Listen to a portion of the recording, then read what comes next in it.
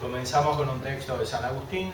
Mas porque se dijo con grande verdad, conviene que haya muchas herejías, para que los probados ya se manifiesten entre vosotros, aprovechémonos también de este beneficio de la divina providencia.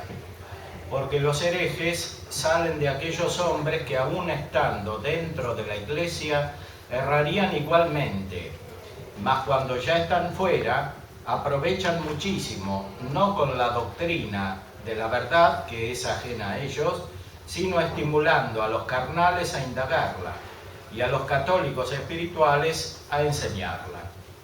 Pues abundan en la Iglesia de Dios innumerables varones de acendrada virtud, pero permanecen ocultos entre nosotros, mientras queremos vivir entregados a la dulzura del sueño, de las tinieblas de la ignorancia, más que contemplar la luz de la verdad. Por eso muchos se despiertan del sopor por obra de los herejes, para ver la luz de Dios y gozar de su hermosura.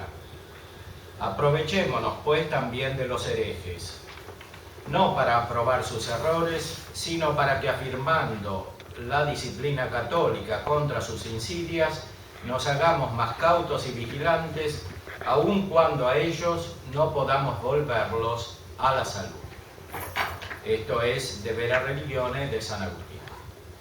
Para el gran doctor de Hipona, el error respecto de las verdades fundamentales de la fe y de la razón conectadas con estas corresponde a una condición interior de algunos hombres que tienen su libre voluntad desordenada, que los establece en las tinieblas intelectuales. Tiene una función especial en el plan de la divina providencia, así como lo posee en general el mal que Dios permite para producir el bien con ocasión de él. Las tinieblas interiores no siempre se manifiestan externamente como error o herejía explícita. De un modo o de otro pueden servir para los que viven en la luz y aman a Dios. Aunque a veces permite también la divina providencia que los que viven en la luz lo hagan solo de manera mística, escondida, siendo perseguidos y expulsados de las estructuras visibles de la Iglesia por la prevalencia del error. Dice también San Agustín: muchas veces permite también la divina providencia que hombres justos sean desterrados de la congregación cristiana por causa de algunas sediciones muy turbulentas de los carnales. Y si sobrellevaren con paciencia tal injusticia o contumelia, mirando por la paz eclesiástica, sin introducir novedades cismáticas o heréticas, enseñarán a los demás con qué verdadero afecto y sincera caridad debe servirse a Dios.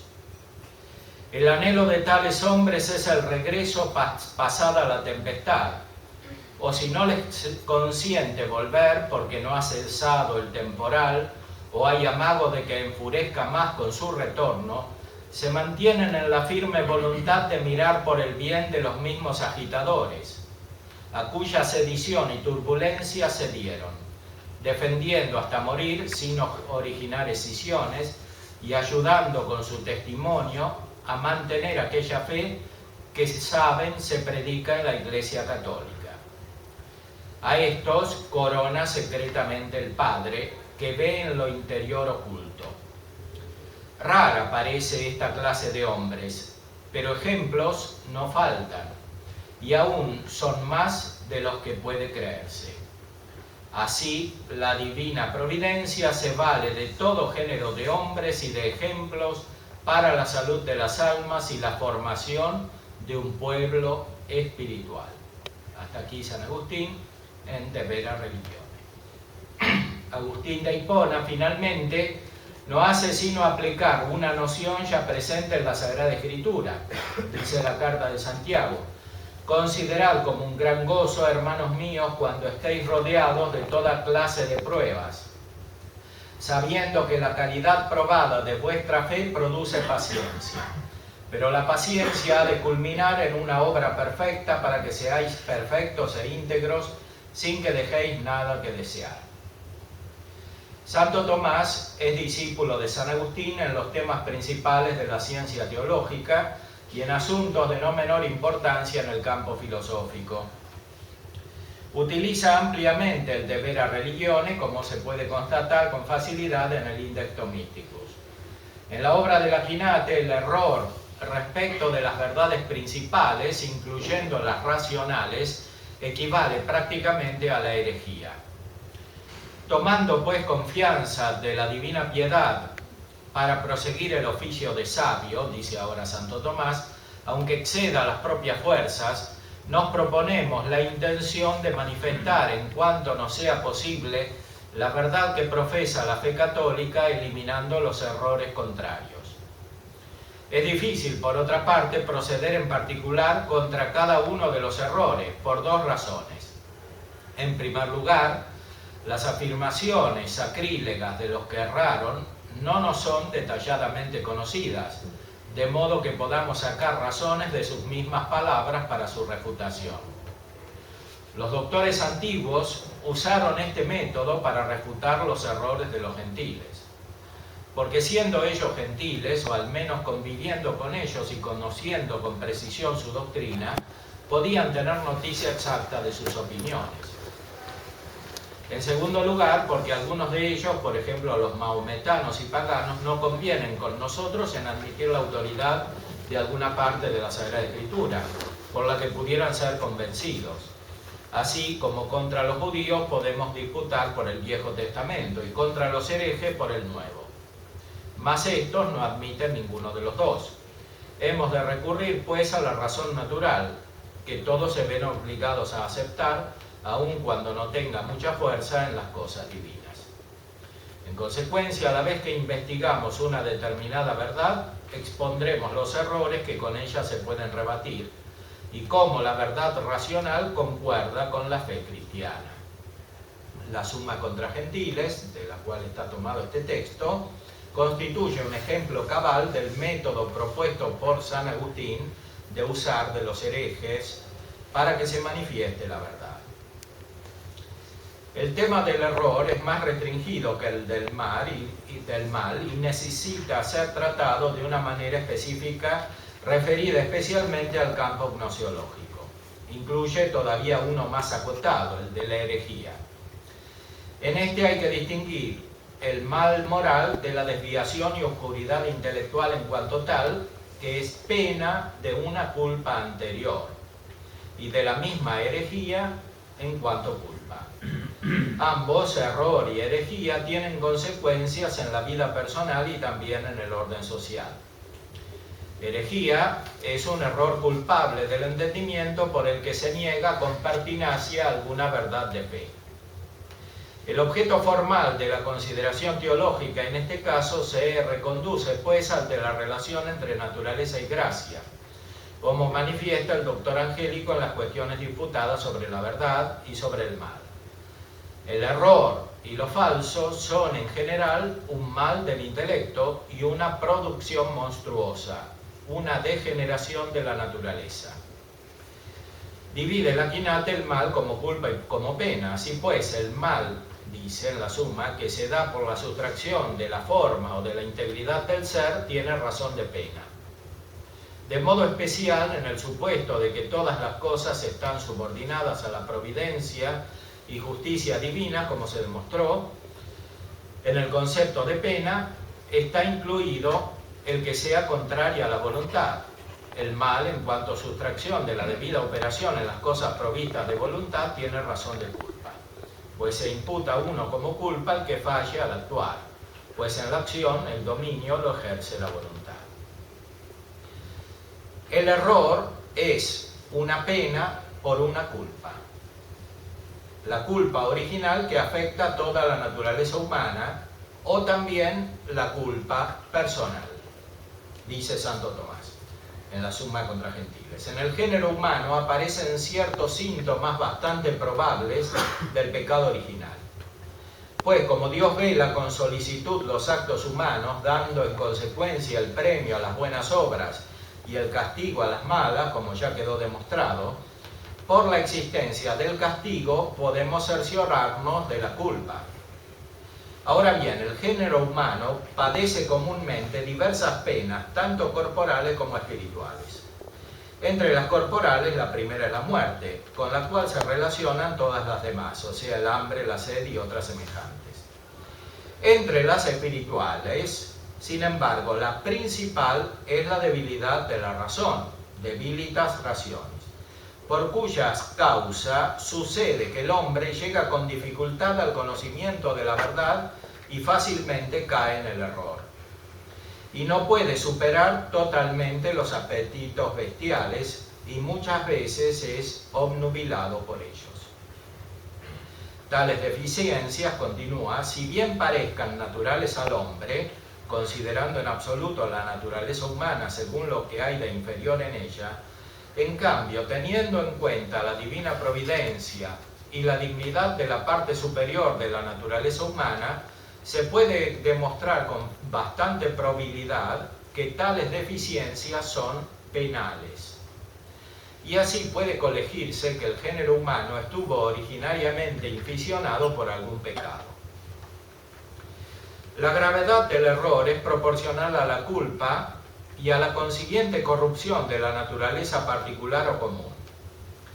Tratando acerca de la inmutabilidad de la voluntad en todas las almas después de la separación del cuerpo en general, afirma el doctor Angélico, y que del fin se siga en todas las almas separadas la inmovilidad de la voluntad, se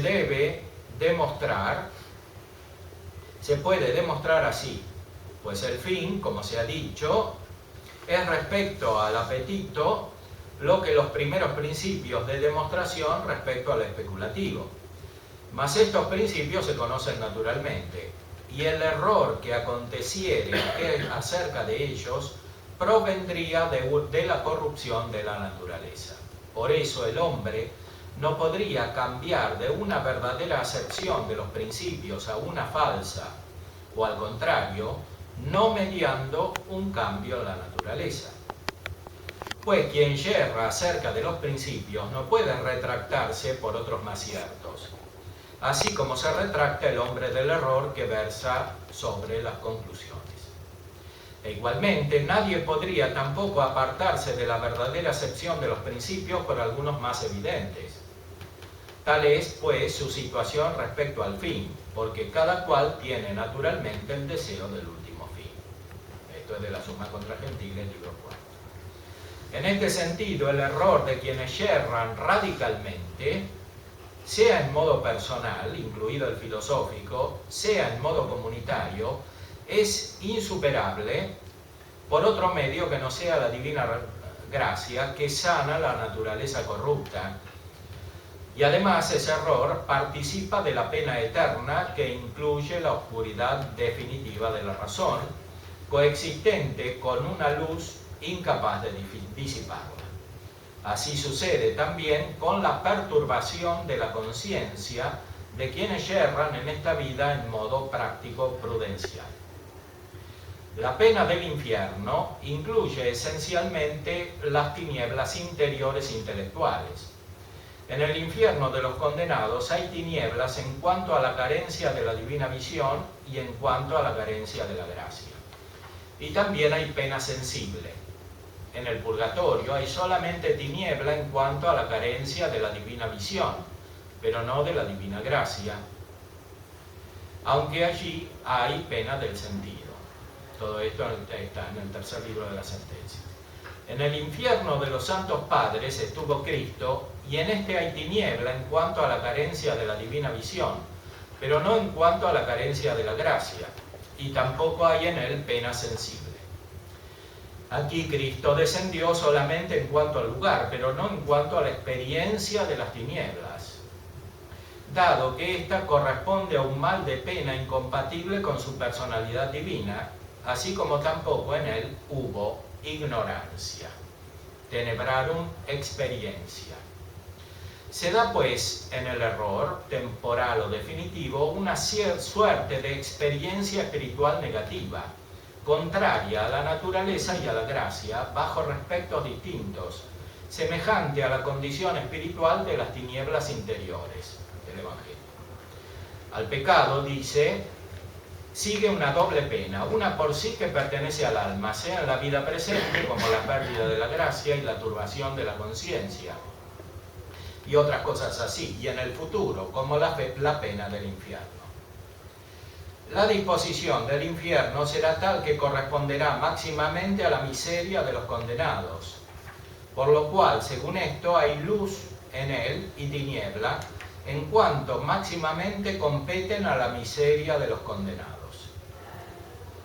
El error en general, distinto de la simple ignorancia, está en cierta manera motivado por la audacia. Y es por ello que no es indiferente respecto del bien común y le produce daño. Dice en la suma, la audacia parece implicar la injerencia en el dominio ajeno. Por eso se encuentra principalmente en aquellos pecados en los que se causa un daño al prójimo. En efecto, el error implica presunción y precipitación de la razón en el juicio, movida indebidamente por la voluntad. Dice en el de malo, 4 cosas parecen corresponder al defecto del conocimiento, es decir, la nesciencia, la ignorancia, el error y la herejía. Entre estas, la nesciencia es común porque comporta la simple carencia de ciencia. La ignorancia es una cierta nesciencia de las cosas que el hombre tiene capacidad de conocer y debe hacerlo. Pero el error agrega a la ignorancia la aplicación de la mente a lo contrario de la verdad, pues al error corresponde a probar lo falso como verdadero. Pero la herejía agrega sobre el error algo por parte de la materia, porque el error es de las cosas que pertenecen a la fe. Y por parte del que yerra, porque comporta pertinacia, la cual solamente hace que alguien sea hereje, la cual pertinacia nace de la soberbia. Pues es gran soberbia que el hombre prefiera su sentido a la verdad divinamente revelada. La herejía que proviene de la simple ignorancia, si es pecado, surge de alguno de los dichos vicios. Se imputa pues al hombre como pecado si no se cuida de aprender aquello que debe conocer, y parece que proviene de la sedia a la cual pertenece rehuir el bien espiritual, en cuanto impide el bien corporal. Según el Aquinate, hay que distinguir pues la condición de quienes yerran pertinazmente en materias de fe o de razón incluidas en estas, y las de los innumerables que yerran por desidia espiritual, que aún proviniendo principalmente de la sedia, puede estar conectada con la soberbia, como la primera, y con otros vicios comunes. El error así tiene una raíz moral que corresponde a su carácter penal, profundamente contrario al apetito natural del conocimiento de la verdad. Es por eso que, como veíamos, el error o la confusión acerca de los principios es especialmente grave por implicar una corrupción moral más profunda, no ya en los actos deliberados de elección, sino en el mismo apetito natural del fin, no electivo, que es su motor. Sin la gracia, entonces, es imposible lograr la rectificación operativa necesaria para la restauración no sólo de los actos electivos, sino también del mismo apetito natural del fin y del acto de intención, y evitar así todos, subrayo todos, los errores en materia de fe y de la misma razón, aunque se conserve después del pecado original la capacidad o potencia pasiva de conocer la verdad natural proporcionada al intelecto agente aún sin la gracia. La razón necesita de la fe, y esta de la gracia y de la caridad, para apartar los errores. Dice el Concilio Vaticano I, siguiendo a Santo Tomás, la fe y la razón no solo no pueden nunca disentir entre sí, sino que además se prestan mutua ayuda, ya que mientras por un lado la recta razón demuestra los fundamentos de la fe e iluminada por su luz desarrolla la ciencia de las realidades divinas, por otro lado la fe libera a la razón de los errores y la protege y provee con conocimientos de diverso tipo. La función providencial del error en la vida y en la historia de la Iglesia corresponde de manera más general a la permisión del mal y su lugar en el plan providencial. Por cuanto concierne, sin embargo, a la Iglesia, es necesario considerar de manera específica el significado del error de sus pastores y su función en la guía providencial de ella. Se distingue así entre el error difundido en la comunidad y el de los ministros, que a su vez puede considerarse desde el punto de vista puramente gnosiológico como privación o ignorancia, lo objetivamente falso como contrario a la verdad, y desde el punto de vista antropológico-moral, incluyendo el aspecto sacramental, el error o herejía como actos humanos. Además, es diferente el error como pena del acto moral culpable de la guía pastoral en estado de tiniebla intelectual. Santo Tomás, especialmente, toma de San Agustín la doctrina de la validez de los sacramentos contra los donatistas en el caso de los pecadores y de los herejes. Y dice Santo Tomás, siguiendo a San Agustín, y puesto que la consagración de la Eucaristía es un acto dependiente de la ordenación sacerdotal, los que se han separado de la Iglesia por herejía, cisma o excomunión pueden efectivamente consagrar la Eucaristía, la cual, aunque haya sido consagrada por ellos, contiene el verdadero cuerpo y sangre de Cristo. Sin embargo, no consagran lícitamente. De manera análoga hay que razonar respecto del poder magisterial fundado sobre el sacramento del orden. Si la herejía es externa, se pierde totalmente ese poder. Si es interna, y externa solo por indicios, ese poder permanece en lo más elemental y casi formalmente, aunque sin ejercicio fructífero en cuanto a la iniciativa del sujeto poseedor. Esto no obsta para que Dios lo utilice de modo instrumental misteriosamente, al tiempo que se dan efectos negativos para el conocimiento de la verdad producidos por la imperfección o ambigüedad de la enseñanza. Ese ejercicio docente es distinto del poder y carisma magisterial, en sí inseparable de la verdad. Así como Dios es tan omnipotente y bueno como para sacar el bien del mal, según enseña el doctor Angélico, siguiendo a San Agustín al principio de la Suma, así también es tan omnipotente como para sacar la verdad del error, obrando providencialmente en la historia a través de la razón natural, como se puede ver ya en las enseñanzas de Aristóteles, y sobre todo interviniendo providencialmente en el orden sobrenatural a través de los instrumentos de la revelación. Estos, en cuanto tales, sirven solo para la verdad. Y también saca el bien del mal providencialmente a través de los instrumentos que están ordenados a la revelación, entre los cuales ocupa un lugar importante y por ciertos aspectos también principal el magisterio, fundado sobre el orden sagrado de los sumos pontífices, de los obispos y de los presbíteros. Misteriosamente, también a través de las palabras de estos, que pueden contener error, se produce un servicio a la verdad revelada que se va conociendo en la historia de la Iglesia cada vez con mayor profundidad. Esto significa que el ejercicio del magisterio de la Iglesia no se da de manera simplemente individual, salva restando la potestad magisterial singular del sumo pontífice cuando define verdades de la cátedra de Pedro. En el ejercicio normal del magisterio existe un aspecto comunitario que se podría llamar también colegial, según el cual se da una complementariedad en la manifestación de la verdad y también en la denuncia del error. Por eso, cualquier maestro, desde el presbítero hasta el supremo pastor, en el seno de la Iglesia está llamado al ejercicio de la humildad subordinada a la caridad, que lo inserta plenamente también en el orden cognoscitivo y magisterial en el conjunto de la vida de la Iglesia.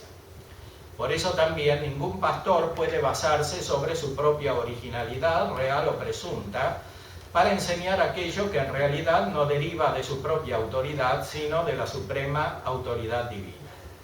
En este aspecto existe una perfecta correspondencia con el sentido de la fe de todo el pueblo de Dios, que no puede fallar en su creencia.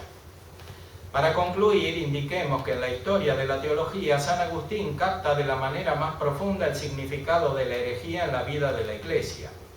Santo Tomás es discípulo de San Agustín por lo que se refiere a la gracia y también en este punto particular, sobre el cual manifiesta la misma sensibilidad que su maestro, en particular, y que los padres de la Iglesia en general.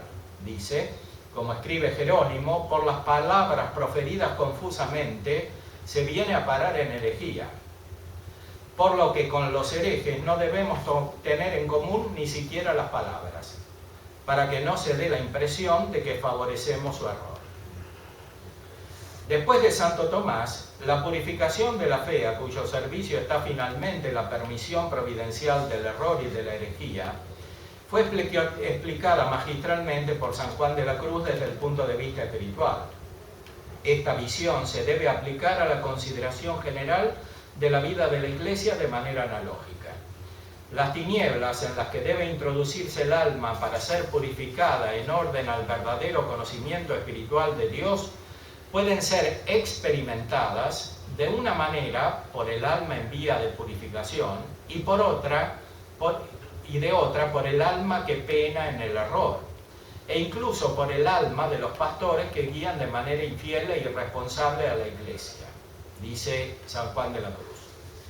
Estos, a la verdad, están puestos en la tranca y tropiezo de la puerta del cielo, impidiendo que no entren los que les piden consejo, sabiendo que les tiene Dios mandado no solo que los dejen y ayuden a entrar, sino que aún los compelan a entrar, diciendo por San Lucas, porfía, hazlos entrar para que se llene mi casa de convidados. Ellos, por el contrario, están compeliendo a que no entren. De esta manera, es él un ciego que puede estorbar la vida del alma, que es el Espíritu Santo, lo cual acaece en los maestros espirituales de muchas maneras, que aquí queda dicho, unos sabiendo, otros no sabiendo. Mas los unos y los otros no quedarán sin castigo, porque teniéndolo por oficio, están obligados a saber y mirar lo que hacen. Llama de amor viva. En el pastor y maestro infiel, sin embargo, puede permanecer el carisma magisterial en cuanto basado sobre el sacramento de la orden, aunque no se encuentre en la plenitud de su función instrumental respecto de la iluminación de las almas en orden a la santidad y perfección. Como afirma el Aquinate, en las oraciones de la misa, el sacerdote habla en nombre de la Iglesia a la que está unido, pero en la consagración del sacramento habla en nombre del mismo Cristo, de quien es vicario por la potestad del orden. Por tanto, si el sacerdote separado de la unidad de la Iglesia celebra la misa, puesto que no pierde la potestad del orden, consagra el verdadero cuerpo y sangre de Cristo, pero por estar separado de la unidad de la Iglesia, sus oraciones no tienen eficacia. Dice, fuera de la Iglesia no se ofrece sacrificio lícitamente, por lo que fuera de la Iglesia no puede haber sacrificio espiritual, que es el verdadero sacrificio en lo que se refiere al fruto, aunque sea verdadero en lo que se refiere al sacramento. Del mismo modo que anteriormente decíamos que el pecador recibe el cuerpo de Cristo sacramentalmente, pero no espiritualmente. Lo que se da de modo eminente en la celebración de la Eucaristía se realiza de manera participada en el magisterio y también en el munus u oficio de gobierno, ya que el error se da no solamente en el conocimiento especulativo, sino también en el práctico. Muchas gracias al padre.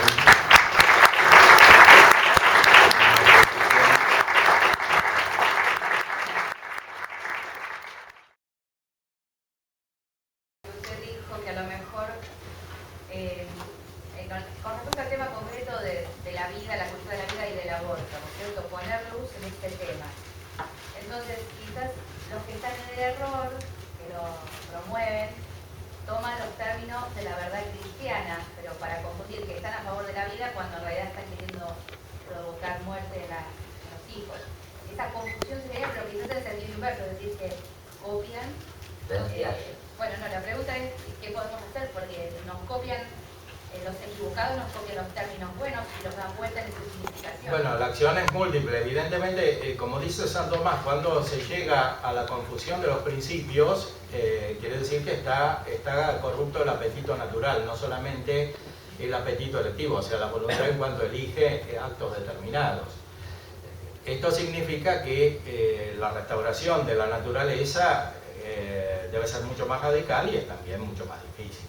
Ahora, ¿cómo obrar prácticamente? Es evidente que hay que hacerlo a múltiples niveles. El nivel superior es la evangelización y después claramente la argumentación racional y el testimonio personal y también la vida en el Estado, porque aunque hoy se tiende a la separación entre Iglesia y Estado, y la Argentina es uno de los últimos países que tiene la religión católica en la Constitución, los masones trataron de reducirla al sostenimiento económico, pero en el sentido original es que el Estado reconoce la religión católica como verdadera.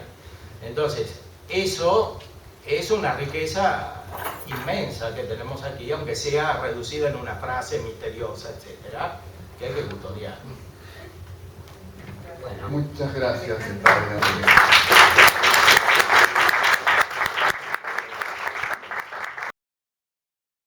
Deja perplejo el tema de la función providencial del error.